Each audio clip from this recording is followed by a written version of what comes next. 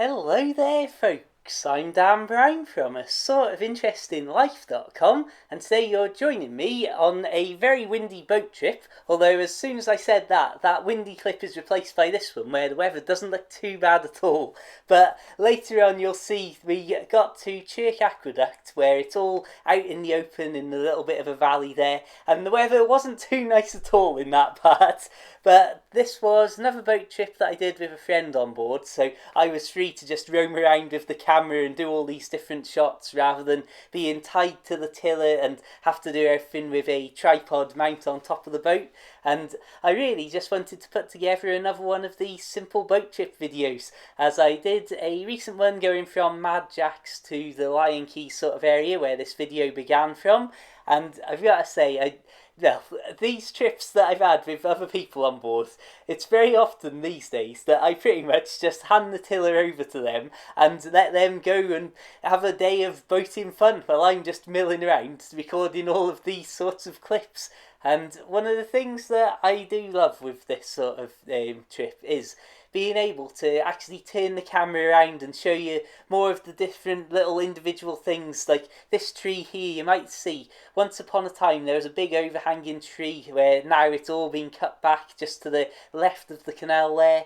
And here, for example, is where I used to have my winter moorings, although unfortunately this year that has been stopped, but we'll get a proper video on that soon as the year progresses. Again, literally right next to the right hand side of where Tilly is now is where I used to spend, well, where I have spent probably getting on for about 8 months of the last 3 years, all paid for and above board, but alas, no more. And coming up here, this is the turning point just by the Poacher's Pocket area, which again is where I've liked to keep Tilly moored up traditionally over the winter.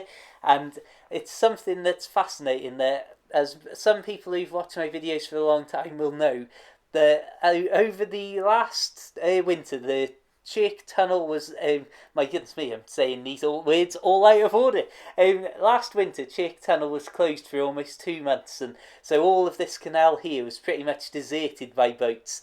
And I think there was a time where there's a good section of canal around here where Tilly was one of, I think it was only 3 boats. So just coming through here over the summer months, it's fascinating to see how different it is. And now you've got, for example, that boat moored up just over there through the bridge, and boats travelling to and from, and literally in the space of one boat trip of, say, I don't know if this was about 2 or 3 hours of boating we did here, but saw quite literally, I'd say, probably maybe 10 times, maybe even more than that, the actual amount of boats that I saw over the entire 2 month period that Chirk Tunnel was closed.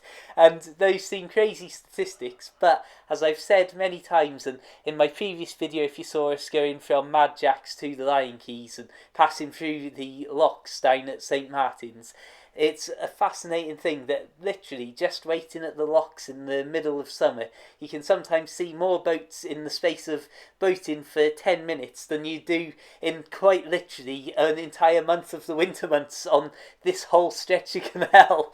But before I keep whittering on and on about that, this is somewhere I'd like to point out. This is the bridge just by where I spent my first ever winter mooring period on board Tilly, where I had my first ever snowfall when I woke up and opened the curtains and saw that through the window, and all of these crazy different firsts all happened around this area. And here is what I was talking about.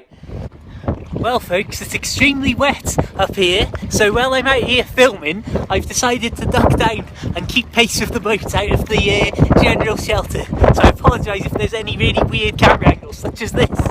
Anyway, getting back to me in the studio now. As you can see, it wasn't the greatest of weather as soon as we were out of the shelter of Chirk Bank that we just passed through then. And, well, obviously getting to the other side of this little valley part here, we have Chirk Tunnel. And what greater shelter can there be than taking about 20 minutes to get through the tunnel? At this point, you can see, because we were in a queue waiting for boats to go through, and there's all sorts of boat turning that had just come out of the tunnel, and so we had a little bit of time just floating around there like you saw to let the boat ahead get into the canal a little bit. Then we moved up and into the tunnel, and you can see we're just in the entry here, letting that boat get a bit more of a head start, because I'm sure that it stopped on at least one occasion while we were passing through here.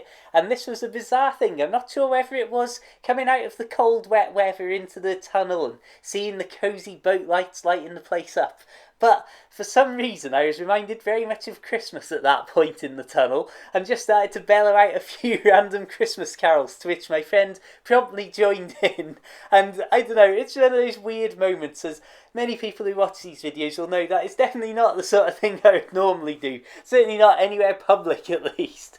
I suppose now, though, as we approach our final destination just by Chirk Marina, it's time to really get Tilly up there, spin her around, and then back her up the canal a little bit to find the best sort of mooring place and the easiest place where it's less likely for boats to start clattering into the back of it. And I'll say at this point, thank you very much for watching. Check out my boat life books if you'd like to help me out. Search Amazon for The Narrowboat Lad, or find all my book links and links to my Facebook and Twitter for loads of boaty pictures in the description below. Until the next time, keep it boat worthy and have an absolutely fantastic day. Farewell.